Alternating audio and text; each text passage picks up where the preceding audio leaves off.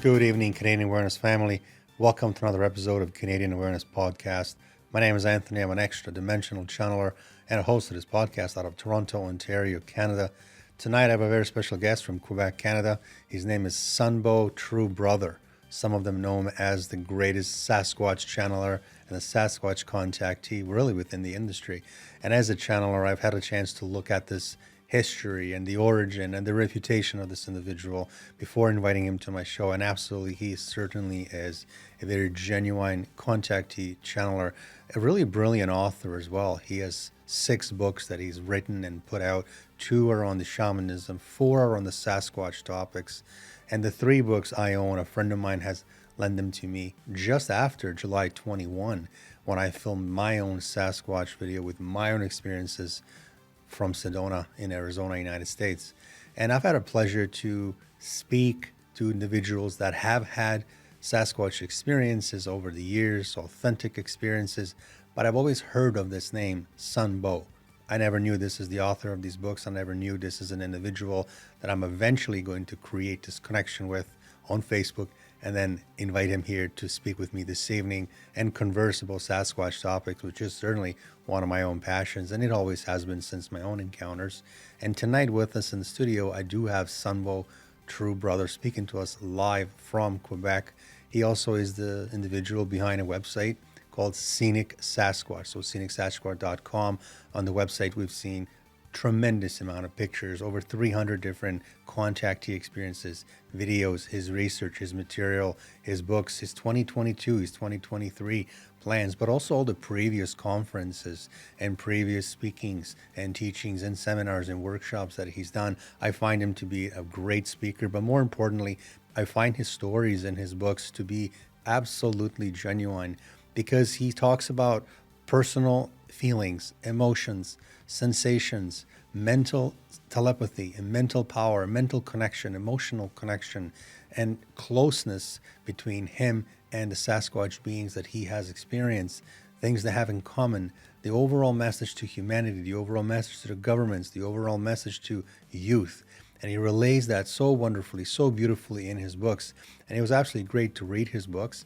Certainly, I would say this is a guy that has had his own awakening many, many years ago. He's ahead of the game than most people when it comes to spirituality and obviously telepathy. And without any further delays, without any further ados, I bring into the studio now SunBow TrueBrother from Quebec, Canada. Welcome to the show, dear brother. I greet you with respect. I greet you with appreciation of you being here. And I'm very excited the fact that you and I finally have a chance to talk, meet, hang out, I spent a lot of time together. I'm aware of your books. I'm aware of your work. You're aware of at least one of my videos. And I'm so glad that you were here. How are you this evening? Doing great. Thank you very much, Anthony, for welcoming me, inviting me on your podcast, which seems like a very high quality show talking about very interesting topics. I do appreciate that. Yes, you also talk about just as deep topics that are extremely interesting, at least to my perspective and to my audience. And I'm very honored the fact that you're here. And I know you have a lot of busy schedule. You're currently in Quebec. You travel all over the place.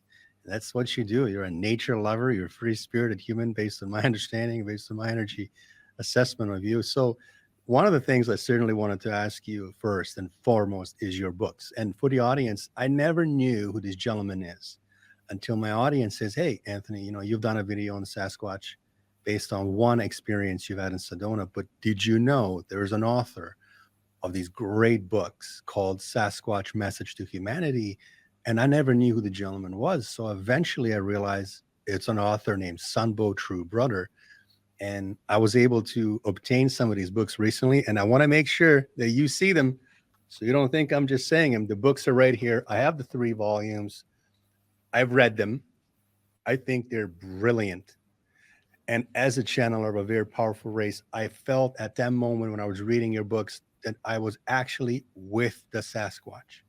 That is how much authenticity you carry in your words, how much proudness you have of these beings, how much love and compassion you have. So, not to ask you what was the purpose of you writing the books, tell me, what was the most important message that you wanted to relay out of these 3 books, Sasquatch Message to Humanity 1, 2, and 3? What would be that one common element, one message from Sasquatch to humans? There's a lot of information to summarize in a few sentences. Main thing, though, is us human must remember we are not the only intelligent beings in the universe, and we are not even the smartest.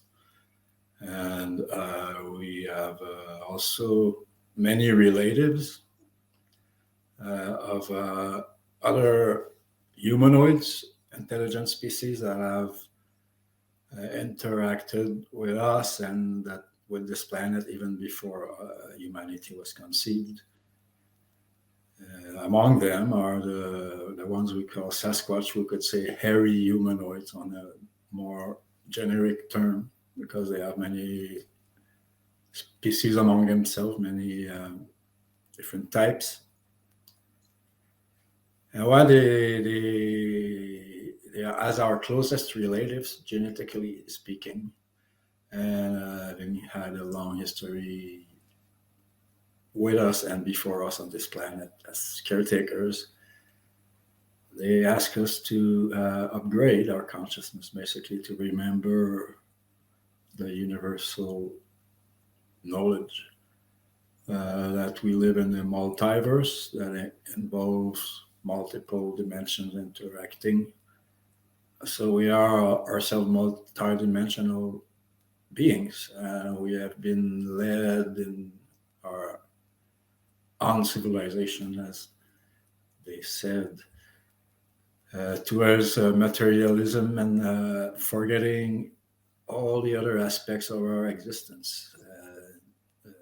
With quantum science now, we start to rediscover the reality of those planes that ancient spiritual teaching, metaphysical knowledge has always known. So one of the main things they ask us to do is first remember we are not limited to this physical plane. So we have a soul, we have a spirit, and a consciousness which gives a purpose to our reason for being here. And by remembering those things, we remember empathy, we remember being caretakers of life, grow into elders, become better, wiser, more loving, more caring, more peaceful as an individual and as a human species, to assume our true role in a cosmic family on this planet. And in your perspective, what would you rate these interdimensional beings, these ultimate environmentalists? What is the strength of their telepathy and the mental power, mental warfare? They are extremely telepathic and psychically powerful for many reasons, because they have had hundreds of millions of years, longer than us, of evolution on several planets as well, with several species, some very highly advanced elder species. So they are part of the council of star elders, as I call, as they describe to me. And there are different level of councils, galactic, intergalactic. There's also like a universal council that connects all the worlds and the dimensions. And the higher the level, the higher the consciousness required to be part of it. According to some ancient teachings, humans used to be part of that star council, but we have been hosted due to our evolution, going astray from cosmic law, falling into detrimental or destructive agendas. Of course, the Star Council is always there, open, waiting for some of us to evolve into the reconnection with star elders. The way the world's going these days, they're going to be waiting for a long time. That's not going to happen, unfortunately. Yes. Thank you for explaining that. Now, you mentioned their evolution. When it comes to their evolution, I understand due to the evolution of Sasquatch, based on my understanding, there's different types of Sasquatch. Would you be able to tell the audience what kind of different types of Sasquatch entities, beings are here on Earth? There are different, we could say, hybrids or subspecies, also because they have evolved for so long on so many different planets and environments. For instance, we're familiar with the ones we call Sasquatch commonly, or Bigfoot in the US. Are usually pretty close to us human, except they are hairy. They might have a little more simian or primitive facial traits. But there are, for instance, the yeti in the Himalaya and the Asia, the Yeren in China, the Yowie in Australia, and even among Australia, where I spent a year. There's three major types that are most often recognized by experiencers and ancient indigenous cultures there. Kind of starting by the Duliga. The Duliga are very tall, giants. Well, they can reach heights of trees, and they have opposed thumb. So they have sometimes 6 toes or fingers. Then there are the ones generically called Yowies because they have different names in every tribe as well, who are more similar to our Sasquatch, more like standing up, straight up, and hairy humans, basically humanoids. And then there are the short ones that are called in Australia Junjeri, Nimbin, Nitnut, a variety of names as well. They are also mentioned in New Zealand as the Mairoero, while they have the Mohau, who are the tall ones in New Zealand. The small ones are known as the Menehune in Hawaii, and they have different names in the Philippines and Sri Lanka and other places. So those are 3 major types we can easily recognize, but there are an infinity of other details, variations and lineages that because some of them also live off planet and visit here, and some live here. Right. If you were to estimate weight to one of the Sasquatch beings that you've met, whether it's a male or a female, what would you say would be an average weight of one of the adults? It is different for every individual because, like I was mentioning, the small ones, they can be centuries old even, and they're we would sit aside of it, you walk, and so they probably don't weigh as much as a human. But if we talk about the biggest one, there are stories, especially in the far north, as well as in southern Australia, but around the Arctic Circle, in Labrador, and even in Scandinavia, there are stories of ones taller than trees that could come and grab a horse under each arm, like if they were kittens. Hard to guess how much one like that would weight, but if I talk about an average Sasquatch, which adult male is usually about 7, 8, could be more or less, but average They probably weighed 500 or more pounds. That's impressive. Yeah, that's very impressive. Now, let me ask you this question before I ask you about your second book. The question that I have is, and I teach this course from my own channeling and my own understanding about ancestral fear and epigenetics.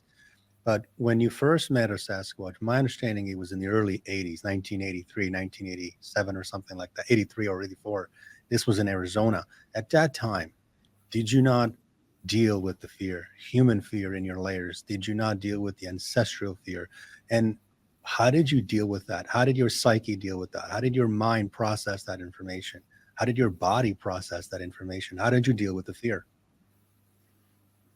Yeah, actually, the first close encounter I had, which I didn't mention in my books, happened in first week of October 1981 in Chehalis, BC, by the Fraser River.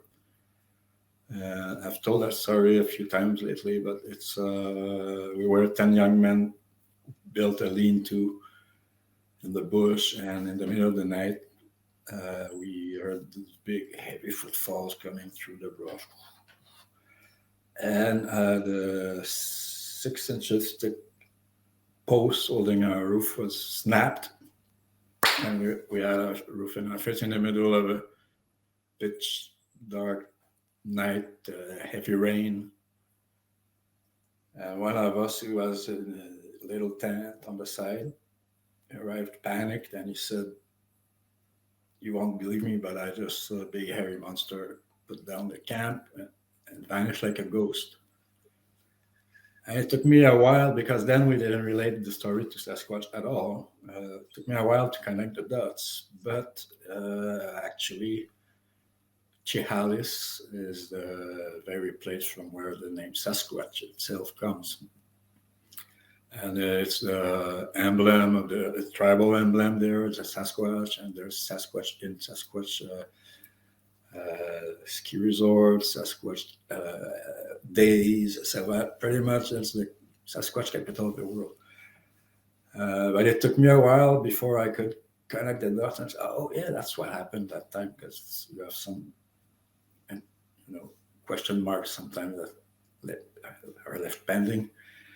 And later the explanation comes. So the other experience you mentioned in '83 in a petrified forest, Arizona, I camped overnight illegally in the dunes there. And there I saw two Sasquatch, but one came close and sat about maybe 50 yards from me. But I was seeing like a hologram, some kind of a ghostly appearance. I could see the whole shape and everything, and details, but like transparent.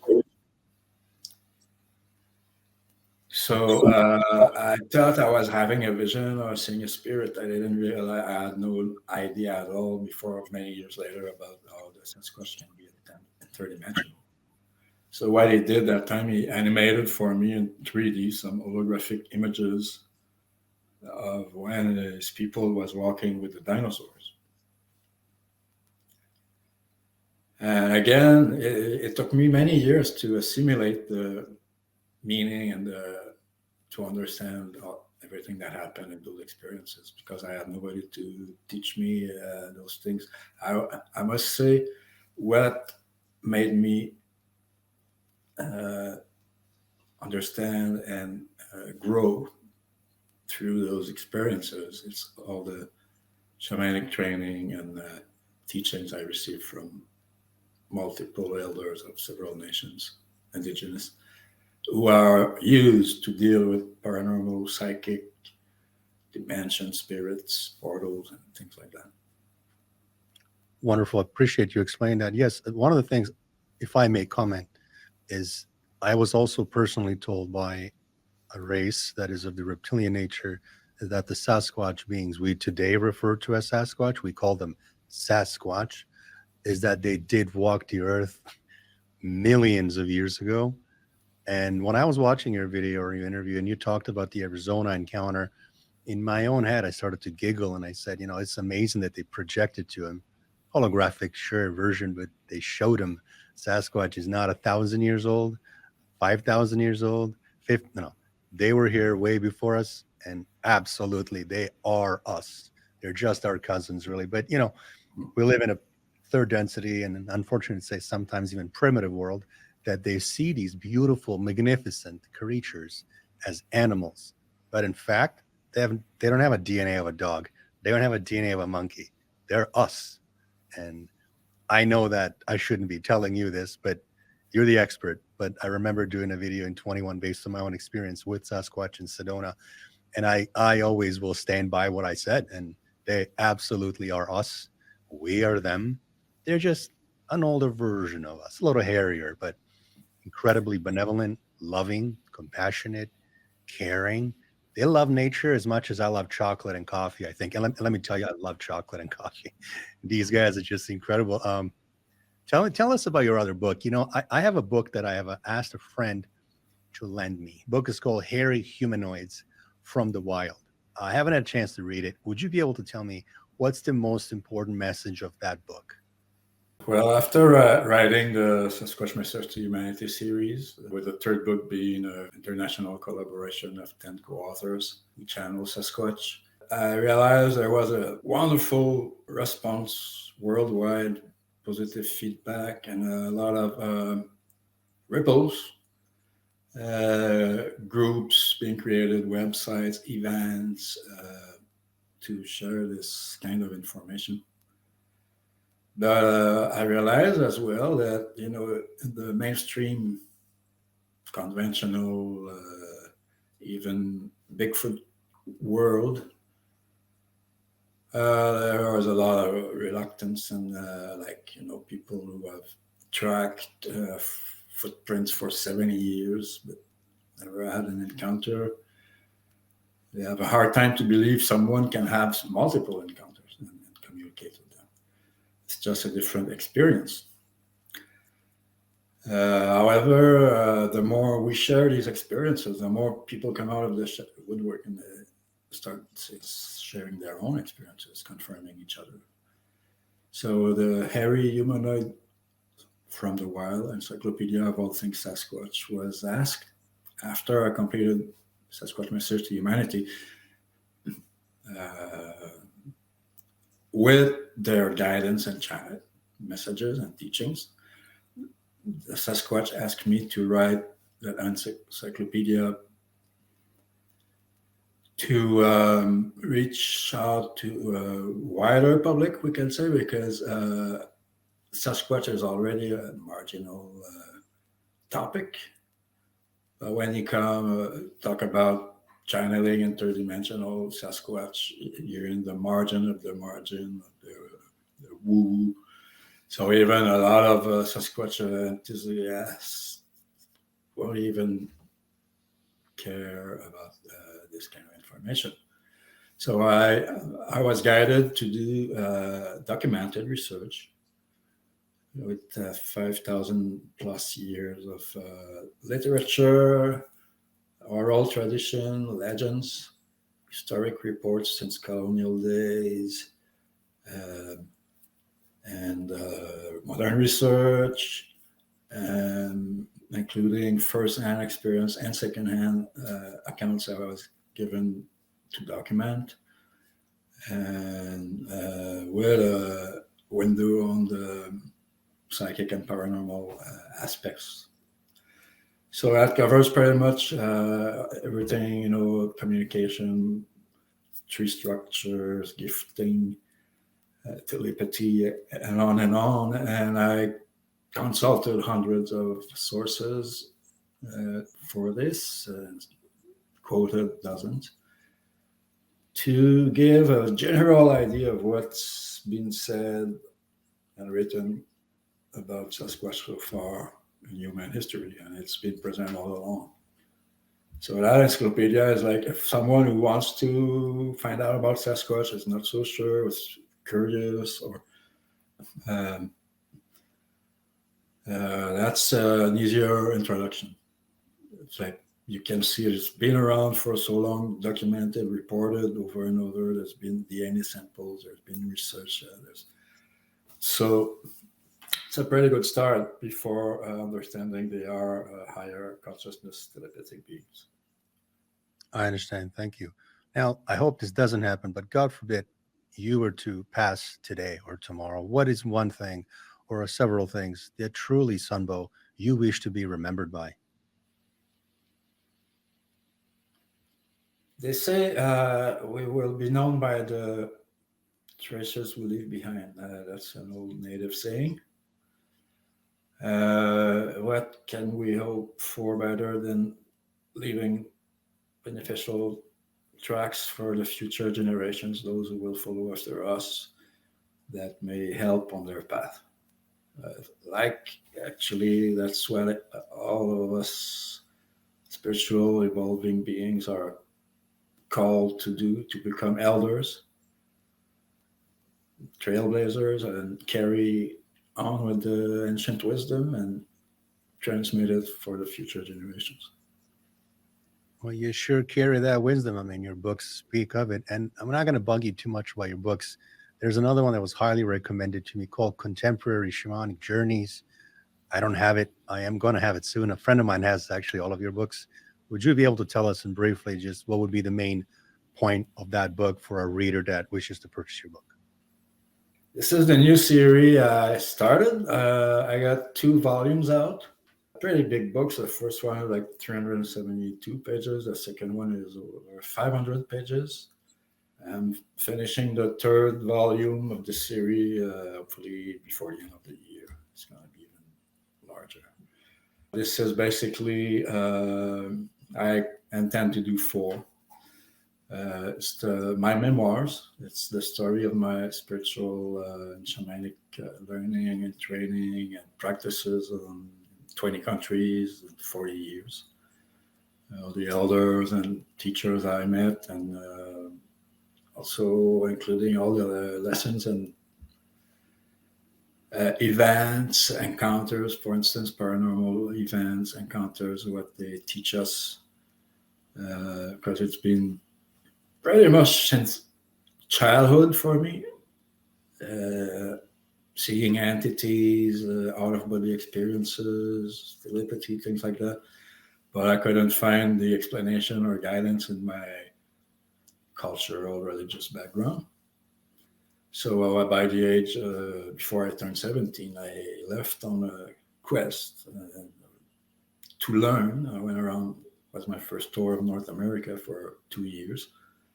And I started meeting, I went around all kind of schools and ashrams and temples and churches, and I ended up finding my answers mostly in shamanic cultures, indigenous ancestral wisdom that practice interaction with one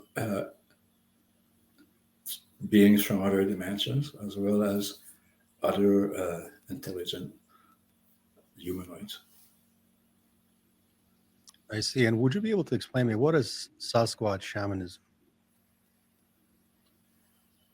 It's pretty much what it says. It's shamanism is the word that generically it's an anthropological term that applies to ancestral tribal spirituality, practices, ceremonies, and teachings.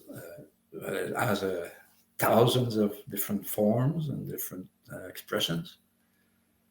And we can say there's a neo-shamanism, somehow a revival of this ancestral wisdom that our modern society, some in our modern society seek, because it's answering some unanswered questions.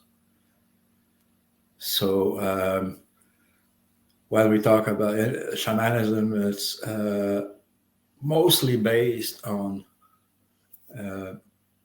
interspecies communication. Is a very important part of it, whether talk with the animals, the plants, or other humanoids. It's also it's called the good the path of the good medicine, the healing way. It's to help us grow and learn and become better and wiser. So Sasquatch shamanism would be because in shamanism we learn to connect with our ally spirits. It can be ancestors, star beings, animals, and they work with us. They bring us teachings, energetic support, guidance. So Sasquatch can be one of those spiritual guides. And from my experience, I would say after 33 years of shamanic practices, when I started working closely with Sasquatch, they upgraded me to much higher understanding and experiences. Absolutely. That I can relate to, that I can understand. And upgrading a human, upgrading their DNA, percentages of telepathy, intuition, and other things. Yes. I'm very glad that you've said that. And I think you're a perfect person that would be able to go around and spend their life proudly displaying something so proudful, displaying something so wonderful, something nature bound, so beautiful that many people don't get to experience. And I'm so glad there are people like you in life that do take the time to travel, to teach, to tutor, to learn, and then forward the information to not just be in service for themselves, but also to be in service for others. And with this teaching of shamanism, would you be able to tell me, then you probably would know a lot of, but what is the ancestral karma? Yeah, it's a great part of shamanic work. Well, we can say spiritual work because you don't have to practice shamanism necessarily to work on ancestral karma.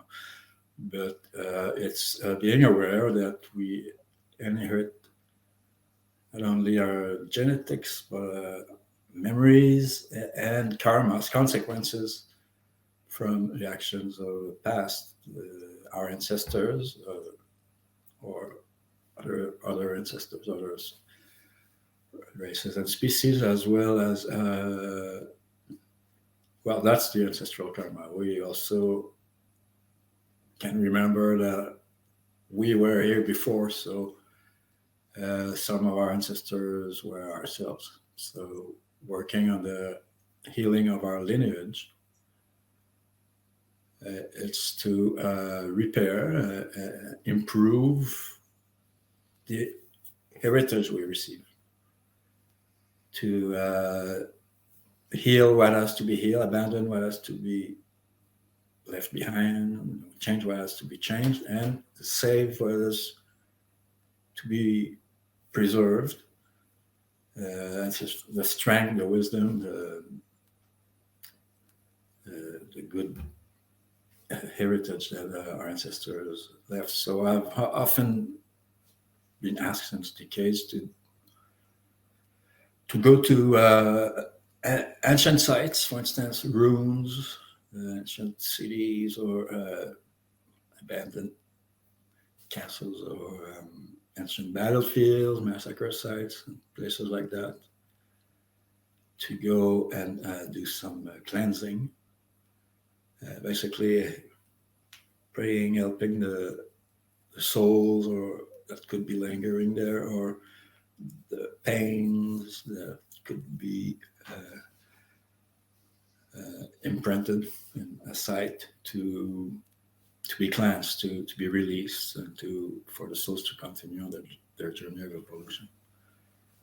So ancestral karma, there's many ways to address it, but that's one part of the work I've been doing like that. That's amazing. I asked my soul last night in meditative state, how do I know you? How do we know each other? And they said, you and I belong in the same oversoul. So what that means, as you already know, we know each other from previous incarnations. So I'm going to share some with you only out of respect for you.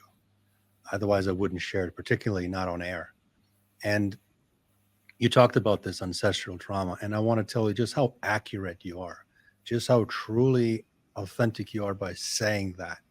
Is that one of the ways that I healed my own ancestral trauma and karma was by traveling to Europe last year, to an area that was called former Yugoslavia, Montenegro, Albania, Bosnia, and those areas, just north of Greece.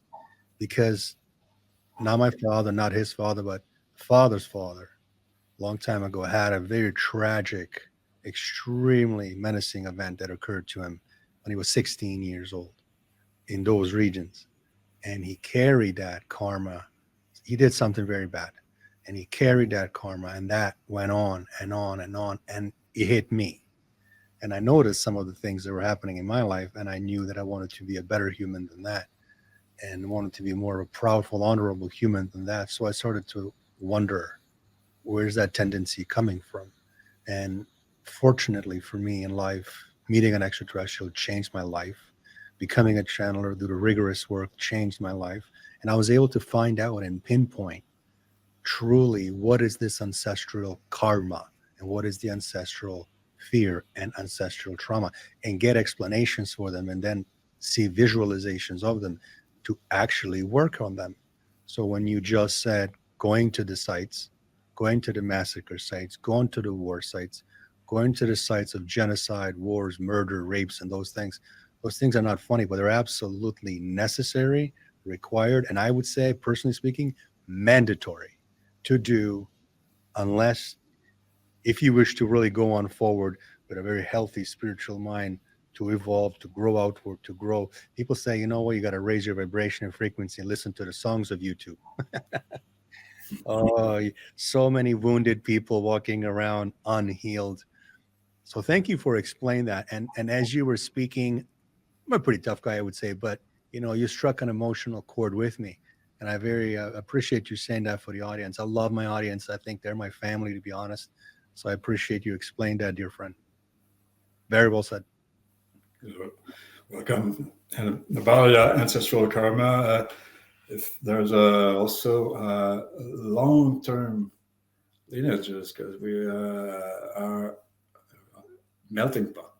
Humans have hundreds of horizontal genes that were introduced in our genome. So we share also ancestral karma with other species, including Sasquatch and others.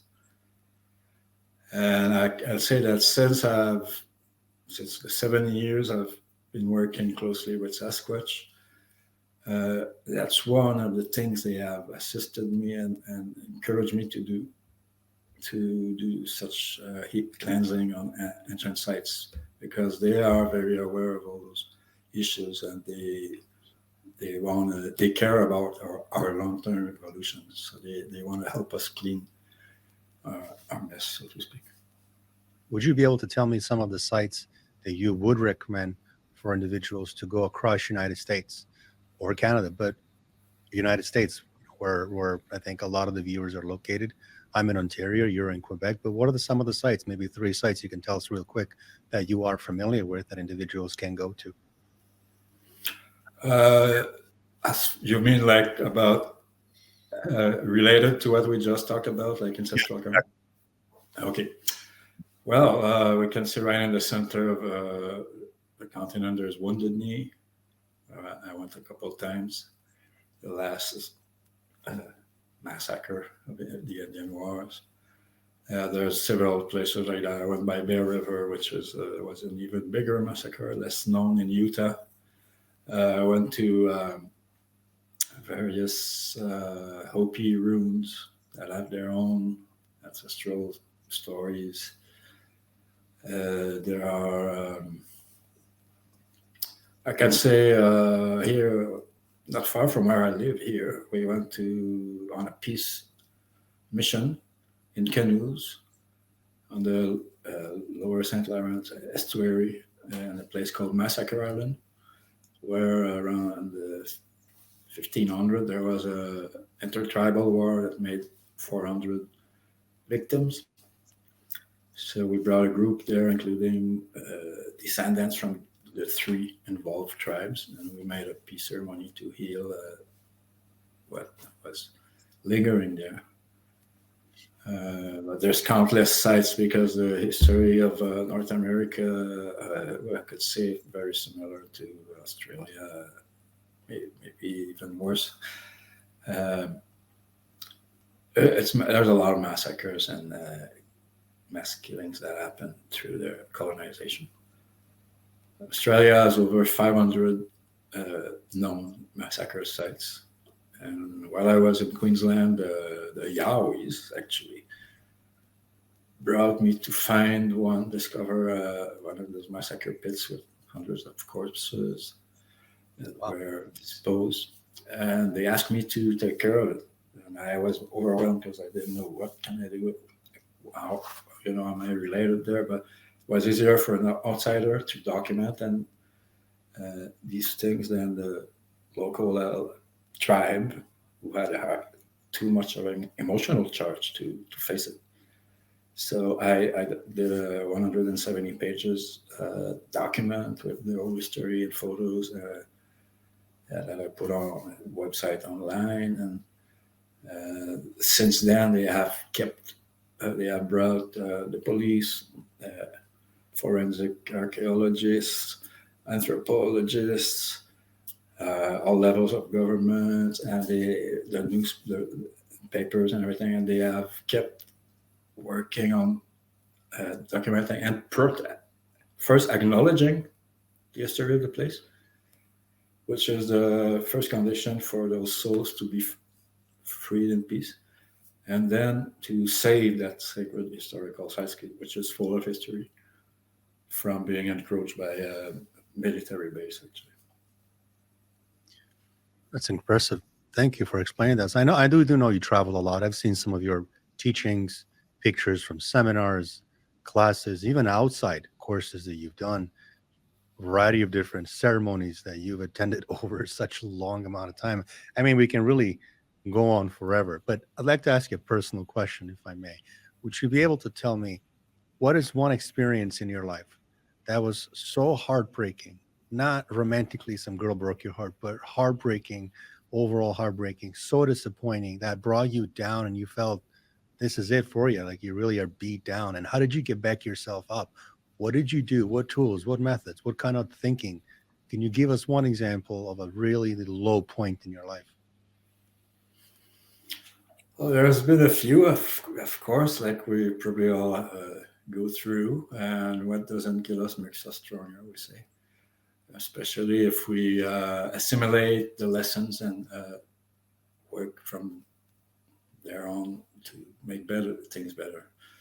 There are things that we cause, and there are things that we just are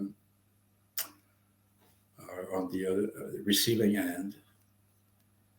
I had a very hard time to adapt to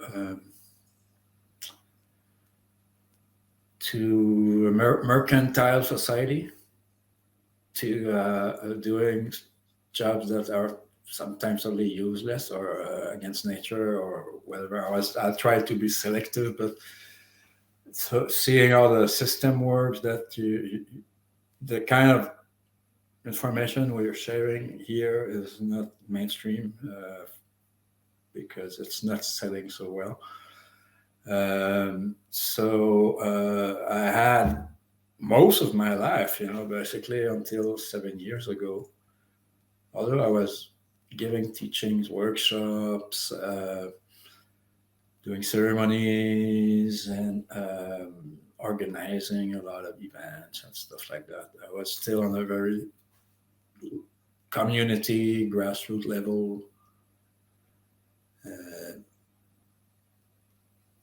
Inner circles, so some larger international gatherings also. But there were, even among the circle, there were very few people I could tell, about all my experiences, whether with Sasquatch or with star beings, because 1983 I had my first encounter of a third kind, we can say, with a star person as well, in a spaceship. So all these experiences were like piling up in my baggage, like thinking it's gonna be useful someday because it was useful for me. But it was very hard to find an audience to share on this level. So what happened in 2015, After I had already a good connection with Sasquatch, they asked me, they say, what you're doing with your life, and what is this knowledge, what you're going to do with this knowledge. And I was thinking, nobody wants to hear that. I don't want to be put in a loony bin. But finally, they made me understand that what we value is what gains value, and where we put our energy and our focus and our attention is what will grow. And if I want these teachings and great blessings, I must say, I have received all my life, to be really fruitful and beneficial, it is my duty to share them. So I accepted to say, okay, I'll be a channel, and I will share all the experiences I've kept to myself before, all those encounters. It doesn't matter if people think you're crazy or you're making it up. It doesn't change the fact that nobody can take your experience from you. Now, what it changes is that all of a sudden, there's a lot of people who are going to say, wow, well, I had an experience as well, or an encounter. Or other people will say, well, what you say really resonates, answers my questions, and feedback of this kind. Very well. Thanks for explaining that. You're absolutely right. It is a lonely road to be a channeler. It's a lonely road to be an experiencer. Unfortunately, again, we live in such dense, third density realm. I don't really see this as a planet. I see it as a realm, as a reality, really, like a video game. But yeah, it's never going. I don't think it's going to change. People ask me all the time, "Hey, you're channeling. What do ETs say about full disclosure? What do ETs say about mass landings?" And I'm like, "What world are you guys living in? What are you talking about? Humans cannot handle a simple flu. They go out and buy all the toilet paper in the world. And you're going to think they're going to handle ships size of provinces and states to land on major highways? Come on, stop the madness. It's not going to happen." But I've always appreciated the information individuals like you provide. I have some very close relationships in the channeling industry. And I've said before, I've had a very harsh tone towards this, but there's some fraudulent channelers that make shit up. And there's authentic channelers. I find you a class act. I find you to be an absolute authentic, my soul approved, certainly. No deficiencies with what you say, in my opinion. And again, I'm honored to have you here to chat with you. I don't like to even use the word, interviews. Just say, I'm going to interview this guy. I'm not interviewing you. I can only learn from you. You're older than me, wiser than me. How can I interview you? I think to have a conversation with brilliant minds around the world, as I say. So today I'm just learning from you. I appreciate you teaching us some of these things. Another thing I want to say, the way you talk, I enjoy, is because if one of the things that Theta Tauri race has taught me is to be always calm, calculated, sharp and dangerous, of course, but calm. And you're always calm. What keeps you grounded? What keeps you calm? What keeps you so humble? Tell me. Well, I don't want to be idealized. I'm a human being, and I got all my flaws, and I once was part of the Pissed Sasquatch Club because sometimes even a Sasquatch will throw a rock at some intruders or something. Anger is not necessarily always negative either. But of course, living a peaceful life and building peaceful relations is much more beneficial. It creates better results. Why? Because I've always been a pacifist since teenage, and I've received spiritual teachings from very great teachers that teach by example. The authentic medicine people and shamans that do not advertise, are not on internet.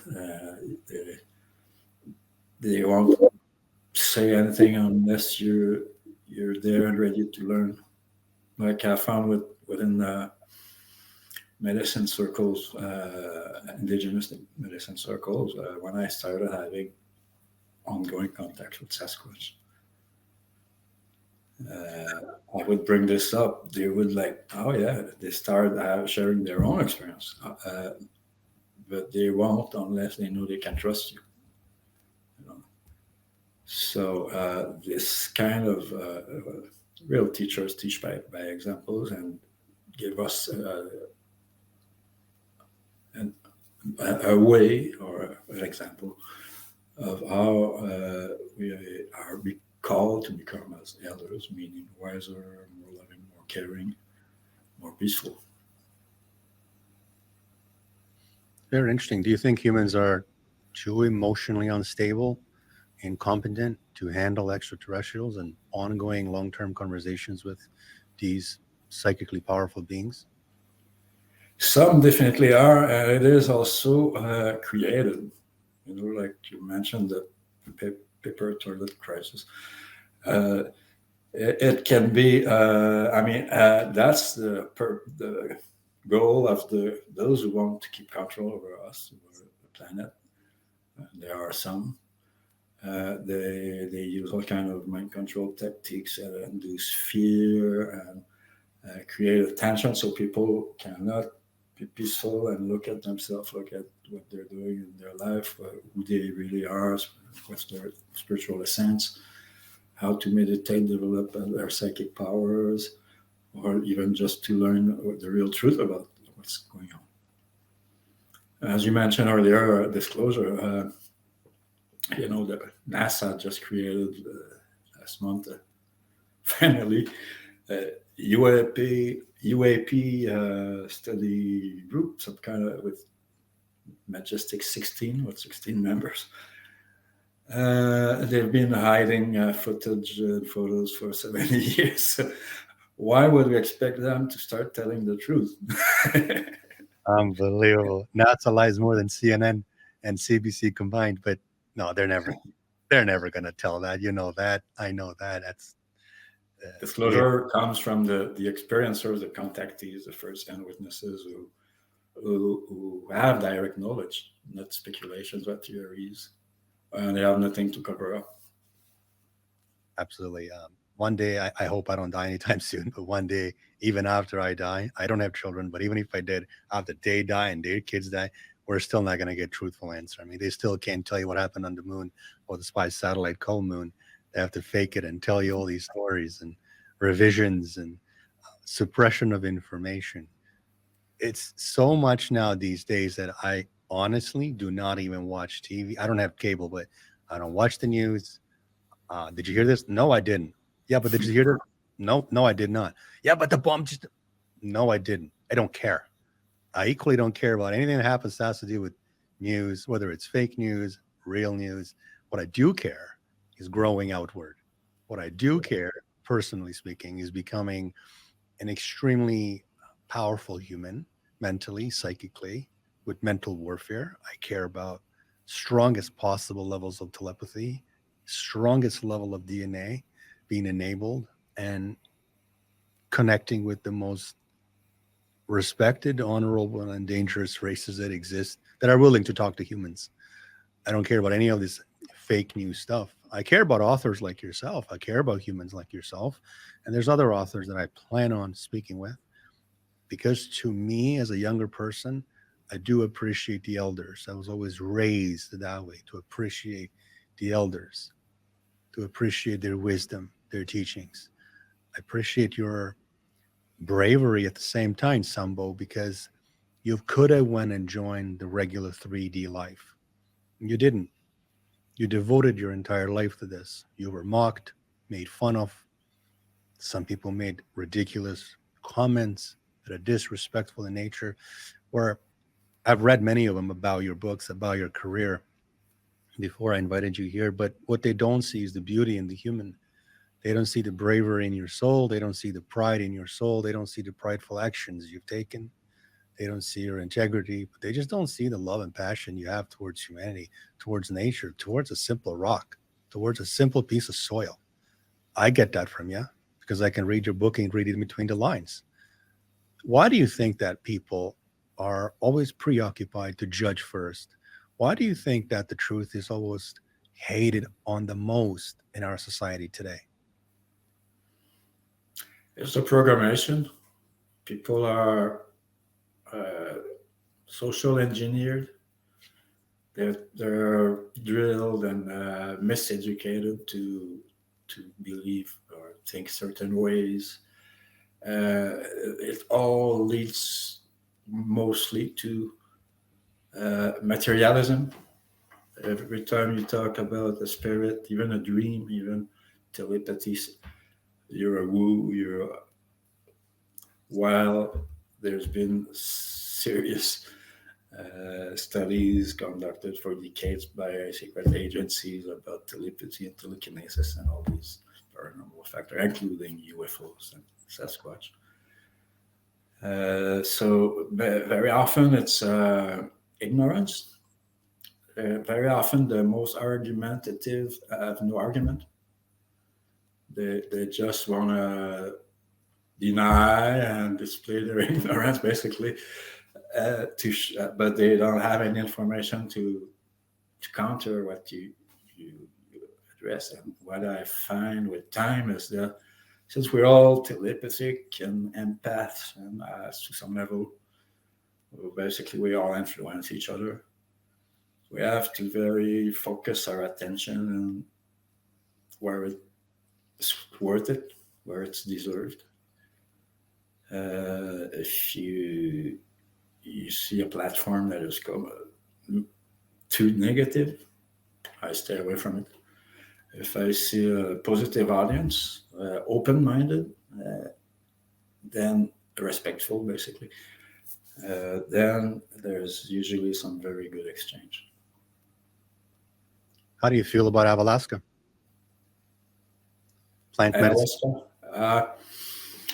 Well, I had a couple of experiences while in South America. However, it's like, there's several other psychotropic plants that are used in shamanic practices, including peyote, psilocybin mushrooms, Australian acacia, or yopo, or the list goes on. And those plants, from what I learned very early in life, actually, is that they are a gift from nature for our spiritual evolution. They must be taken in a sacred way, with this purpose, not for entertainment or because it can be detrimental if it's not used with the right focus. So about ayahuasca, especially, there's some kind of a tourism, the Amazon, mostly in Peru, about people who go for ayahuasca trips down there. And I know people who went, and I heard several stories, and all I can say is be very, very careful, because there are charlatans, there are people, manipulators, people who will use people. So if it's too advertised and there's a price tag, stay away from it. The way I experience it myself is alone in nature. With medicine being blessed by a medicine person, it's a carrier, and then you go and you speak with spirit. And that's the best teaching. Yes, I agree with you. I respect that. Without getting into details on camera, the way that a plant is one time informed me telepathically. They mentioned in a very simple way, but I never saw it that way. They said that all we're doing is allowing you to borrow a piece of our consciousness because you're grateful enough to experience it, just to let you have a little peek into fourth density, just to see who's around you. And I thought it was very uniquely put, very well put. And I certainly agree and do promote and approve and wonderful benefits of the plant medicine. And I just wanted to get your take on it. I almost knew the answer. So thank you for explaining that. Now, I wish to ask you this. You do a lot of traveling, you mentioned earlier, and I've seen it on your website. What are some of the things coming up? Not just in Canada, but what are some of the things coming up in your own world in your own life when it comes to 23 or 24? Are you working on some things? And a sub question, are you writing any more new books? I traveled for 40 years, 20 countries. It's been a wonderful life, and what it has taught me so many things. It also has offered me so many unique experiences. Sometimes, uh, stories that are worth sharing. So that's what I've been doing the last 2 years. Actually, I started about over 15 years ago on this project of writing my memoirs. But the last 2 years, I published first two volumes, and the third volume is coming out shortly.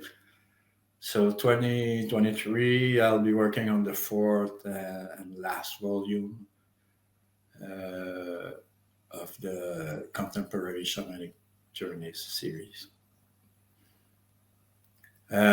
It's feels good, I can say. After traveling, people sometimes visualize traveling as it's a lot of fun and you're always on vacation or something. It's not as far from the truth. You gotta survive. You gotta make it. You gotta pick up your load daily sometimes and carry it and walk 20 kilometers, catch a ride. You gotta find a place to wash together in it.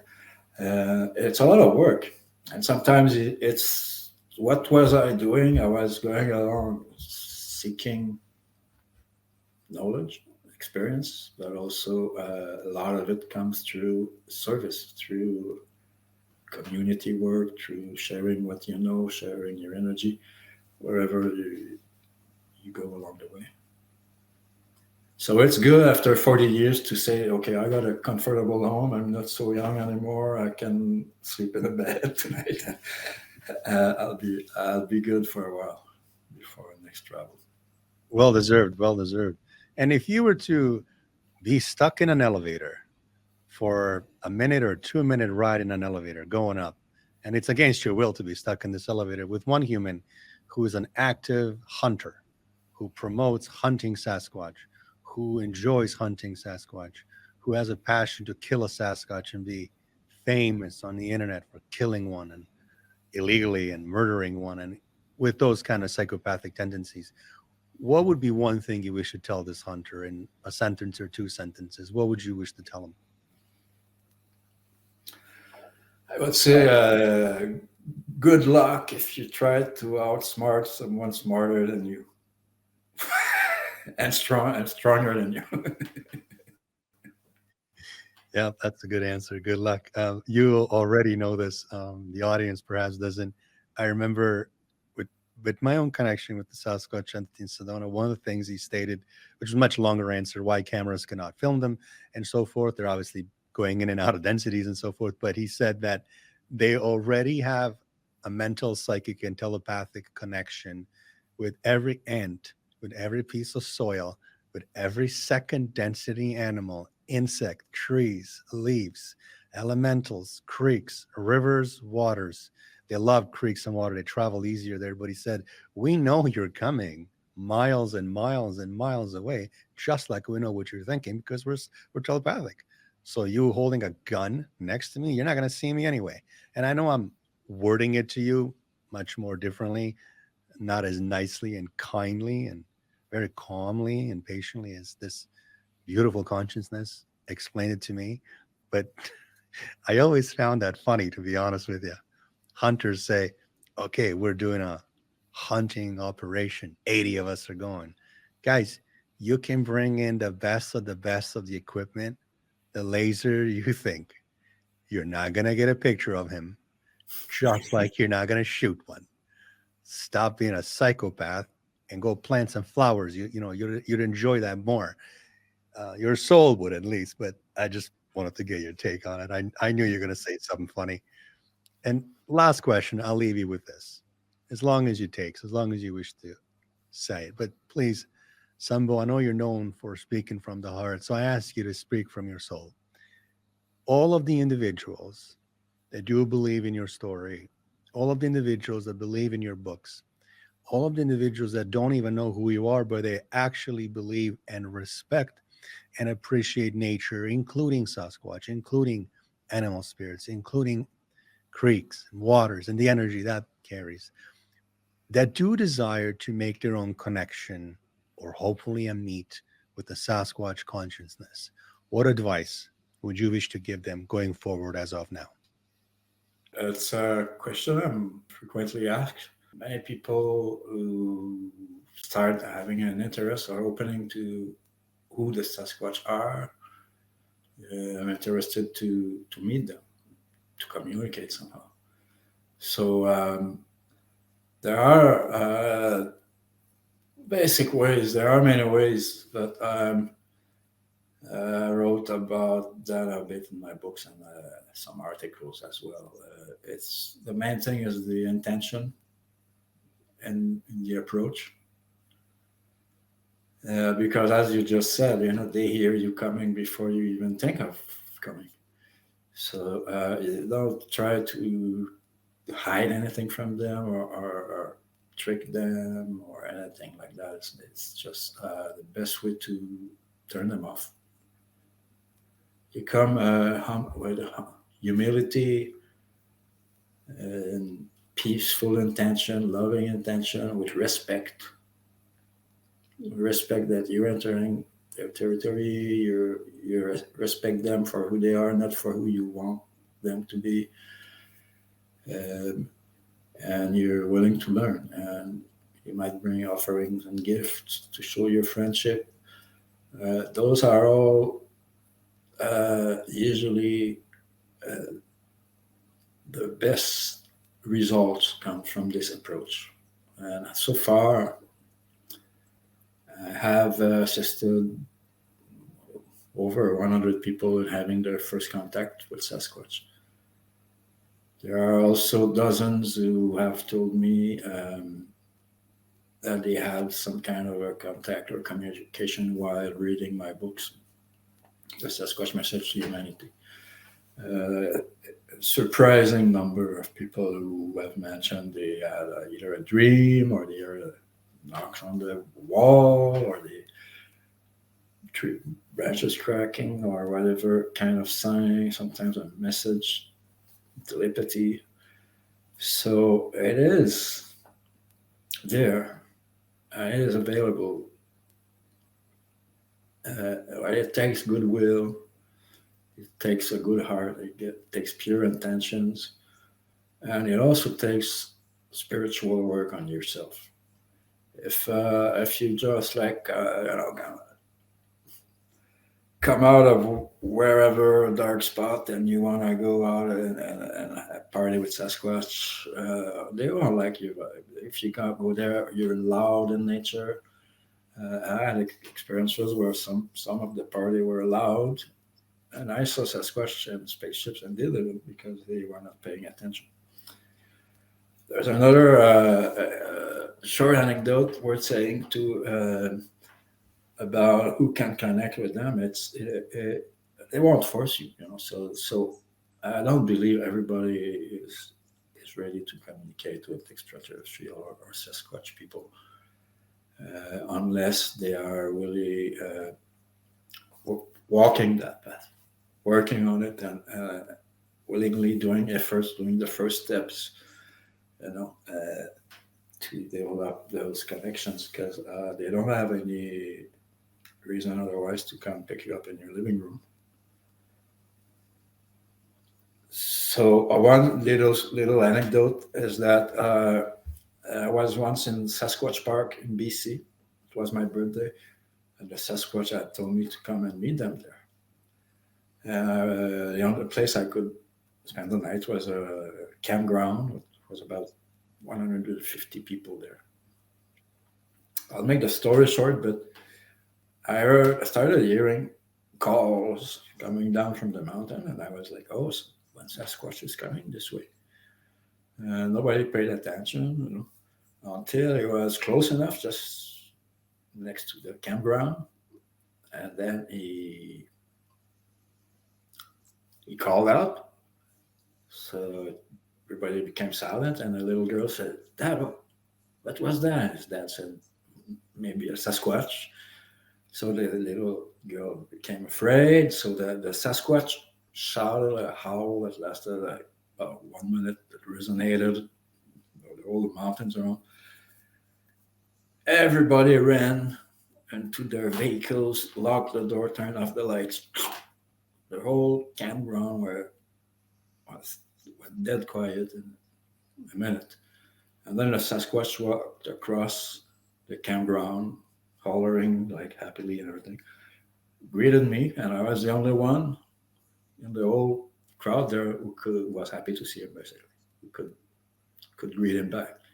So he told me, we wish to communicate and meet your people, but very few are still ready, or yet ready. You know, it's a matter of this individual choice, and just like any spiritual path, if you engage, it can take you very, very far. I wish I was there with you, my friend. I'll be honest. You would not see me go into my SUV. There's no way. Absolutely not. I believe you and I would have a great time. I want to share one more story with you. I actually wasn't going to do it, but I will share with you. It's going to take me a minute to explain. And again, I'm only sharing it because I don't know if I'm ever going to see you again.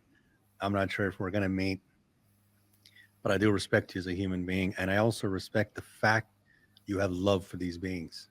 I know for 1,000,000% that they are real. No one can change my mind. I know that. Even if you said one day, hey, I faked all my books, I know that they're real. And I'll share this with you. The entity that I talked to, his name is Quank, comes from Electra, fifth density being. And he has a member of his race. It's an extraterrestrial race. And that member has came into my astral projected state one time. And he created an avatar setting of a very large gathering, almost a dinner at a large conference room that had many different people dressed in suits. Honestly, it was like one of the Chamber of Commerce galas, to be honest with you. And the room was rectangular in shape. I was in one end, and the Sasquatch entity was at the other end. And the reason why I wasn't able to see his full face and his body is simply because in between us was hundreds of humans just going back and forth. So if you can imagine, if you can picture, all I'm seeing is in between these people is snippets of his face. And I was afraid at the time to look at him because in the astral, you don't have a lot of bravery as much as you would have here in a third density state. And that's the whole point about earlier. We talked about growing and removing fear from all the layers, including unconscious layers and subconscious layers and so forth. And I remember I looked up and I looked at him. We made eye contact. And at that point, he turned off the holograms. He turned off the avatar. There was no humans. It was just me and him in the setting. This was a fifth density situation, meaning I was physical. Our fifth density layer of our soul is very physical. And we had a very brief conversation. One of the things he mentioned to me, it just blew my mind. And to this day, I never understood that that's even possible. I'm going to share with you what he said, or more better, what they offered. The entity has stated, he said that using our technology, we were able to get a transmission of the video you put out. Considering the fact you know nothing about us, and the fact that you have no experience with us, but you said something so wonderfully which carries honor. And we looked at your record, we looked at the beings you're connected to, and so forth. To make the long story short, they said if you wish after you die in this human life, we will offer you an incarnation within our race. You can choose to come to Electra or on Earth. In fact, we can make sure you incarnate as one of the beings, the tribe, that you as a human now went to Sedona to meet. So technically, you would be incarnating into one of us that can meet the physical you in this time that you live in. And I had to think about what he was saying, but after I processed it, I was almost surprised. I was shocked. I was honored all at the same time, emotional, of course. Is that something that you would recommend? Not that I'm asking for your permission, but I'm asking for people that are interacting with Sasquatch. that offer them incarnations, that offer them these close partnerships, that offer them rights or privileges to be on their crafts. Do you recommend this? It all depends if you want to continue on that way. I've had, including myself, several people who are aware of past lives as Sasquatch. And so when other star beings as well. So the soul is not bound to genetic lineage. You can switch.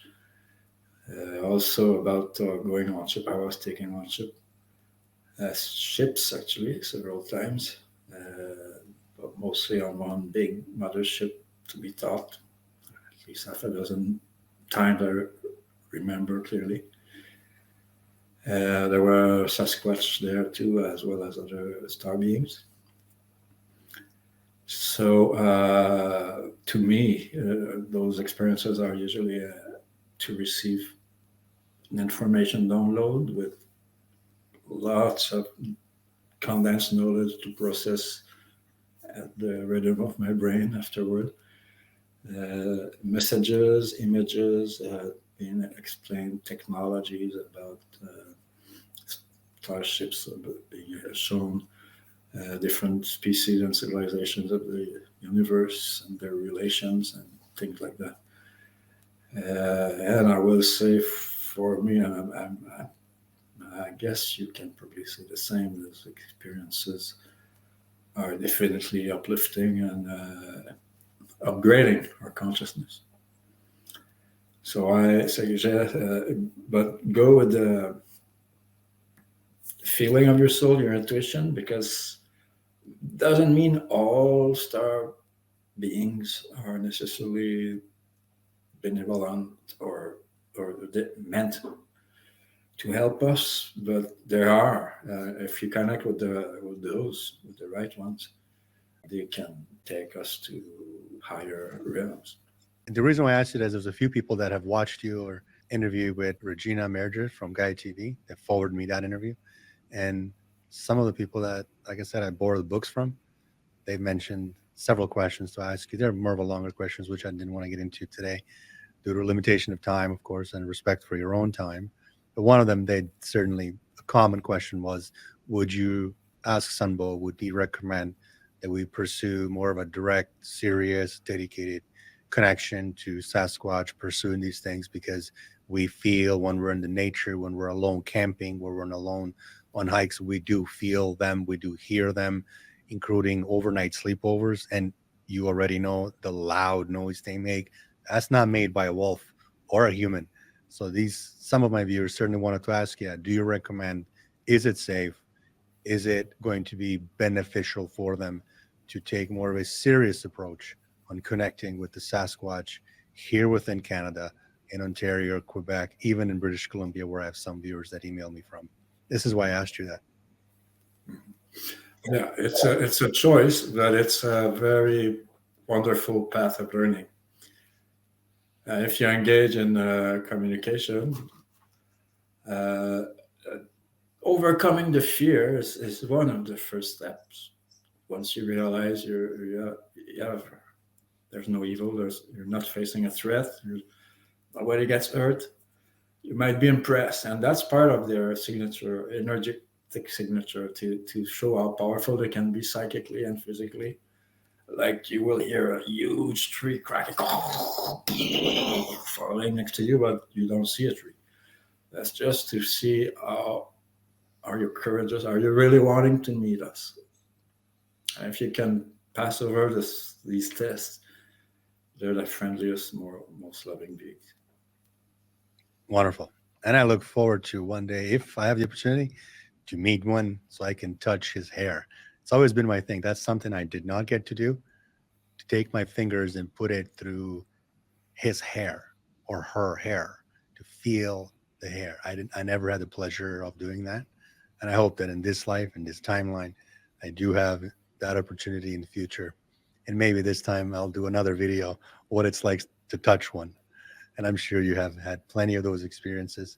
I don't have any further questions for you, my dear brother, even though I wish to talk to you for a very long time. I do hope you and I cross paths at an expo, at a trade show, somewhere in this country, because I would definitely enjoy speaking with you more, not necessarily about Sasquatch, not necessarily about channeling, but about life itself. I think you're a very nice, kind, humble human being.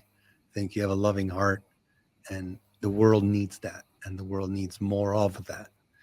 And on a personal level, I wish to thank you first and foremost for even commenting so positively on my own video. This is how you and I met. For the audience, SunBow and I never knew each other. He saw a video and I saw his comment, and on Facebook we we ended up connecting. Actually, I appreciate the kind words, especially coming from you, of course. And thank you for being with me here today. And I will just ask you for your contact information. I know that your website, we have it's www.scenicsasquatch.com, which we're going to display in the video. But what are other ways that people can connect with you? I believe you have a very big Facebook site. Is this correct? I got a Scenic Sasquatch page on Facebook as well. I went for the Sasquatch Message to Humanity. I have a group since 13 years called One United Nations for the Great Earth Peace. It's less related to these topics we were talking about. But my website, Scenic Sasquatch, has all the links on the homepage for my books and pages and stuff. That's amazing. Absolutely. Thank you for explaining that, telling us a little bit about your life, but also about your 2023, about your upcoming projects.